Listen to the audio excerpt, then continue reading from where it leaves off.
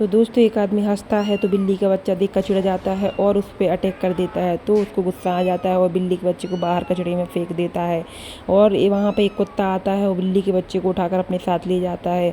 और बिल्ली के बच्चे के लिए कुत्ता बाजार से एक मछली चुरा कर लाता है और उसको खाने को देता है। इतने में बारिश होने लगती है और दोनों भीग जाते हैं और वहीं रोड पर सो जाते हैं। और इतने में वह आदमी दारू पी कर आता है और बिल्ली के बच्चे को परेशान करने लगता है। तो कुत्ता आकर उसको काटने के लिए पड़ता है और इतने में वह बिल्ली के बच्चे को उठाकर ले जाता है। और इतने में कुत्ता पुलिस को फ़ोन लगा देता है तो वहाँ से पुलिस आ जाती है।